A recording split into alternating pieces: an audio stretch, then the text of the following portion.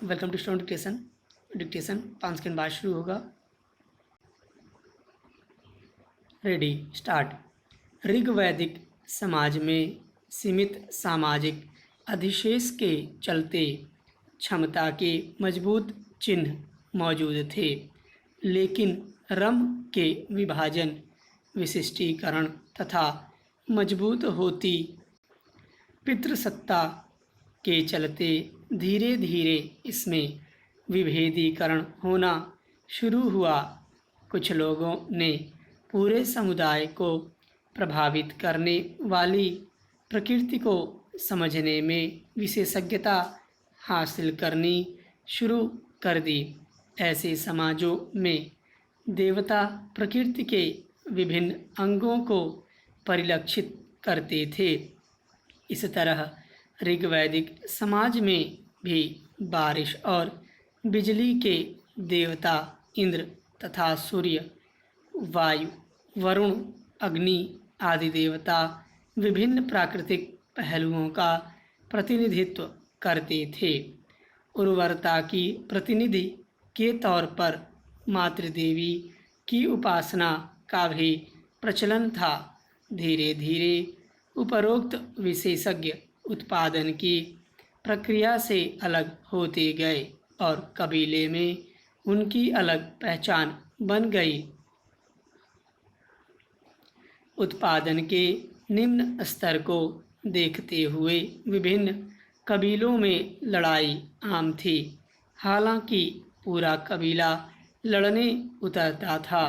वक्त के साथ लड़ने वाले विशेषज्ञ सामने आए जो कबीले का लड़ाई में नेतृत्व करते थे। कबीले के भीतर इस दो स्तर के विशिष्टीकरण ने गैर बराबरी के बीच का रूप लिया, जो आगे चलकर स्थिर तथा बड़े सामाजिक अधिशेष वाले कृषि के उत्पादन के मुख्य प्रणाली बनते ही वर्ग विभाजन के रूप में सामने आ गया। अंग्रेजों के बढ़ते अत्याचारों के साथ भारत के देशभक्तों में स्वाधीनता प्राप्ति की भावना बढ़ती गई। भारत की स्वतंत्रता की लड़ाई का इतिहास बहुत लंबा है। हजारों वीर और वीरांगनाओं के त्याग और बलिदान के पश्चात हमें स्वतंत्रता मिली। झांसी की रानी लक्ष्मीबाई, महाराणा प्रताप, शिवाजी, लाला लाजपत राय, बाल गंगाधर तिलक, भगत सिंह, चंद्रशेखर आज़ाद, नेहरू जी, सुभाष चंद्र बोस, महात्मा गांधी जैसे हजारों शहीदों और स्वतंत्रता सेनानियों के बलिदान की कहानियों से पुस्तकें भरी पड़ी हैं। जिस दिन अंग्रेज भारत छोड़कर गए उस दिन 15 अगस्त था।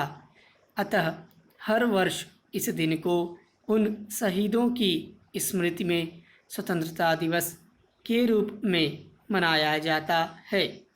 स्वतंत्रता दिवस पर पूरे भारतवर्ष में प्रत्येक विद्यालय, कार्यालय, गांव और नगर में समारोह आयोजित होते हैं।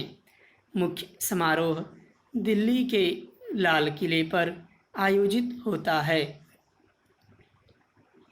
विद्यालयों में विभिन्न प्रकार के कार्यक्रमों का आयोजन और संचालन देखने सुनने को मिलता है। प्रातःकाल सभी विद्यालयों में राष्ट्रीय झंडा फहराया जाता है और जन गण मन अधिनायक जय हे भारत भाग्य विधाता राष्ट्रीय गान गाया जाता है। कहीं कहीं इन बाल सभाओं में मिष्ठान वितरण भी किया जाता है। ग्रामीण अंचलों में भी इस राष्ट्रीय पर्व की रूपरेखा की झलक बहुत ही आकर्षक होती है। सभी प्रबुद्ध और जागरूक नागरिक इस पर्व की रूपरेखा की झलक बहुत ही आकर्षक होती है। सभी प्रबुद्ध और जागरूक नागरिक इस पर्व को खूब उत्साह और उल्लास के साथ मनाते हैं। बच्चे तो इस दिन बहुत ही प्रसन्न होते हैं। वे इसे सचमुच में खाने पीने और खुशी मनाने का दिन समझते हैं। स्वतंत्रता का पूर्ण श्रेय गांधी जी को ही मिलता है। अहिंसा और शांति के शस्त्र से लड़ने वाले गांधी ने अंग्रेजों को भारत भूमि छोड़ने के लिए मजबूर कर दिया। स्टॉप।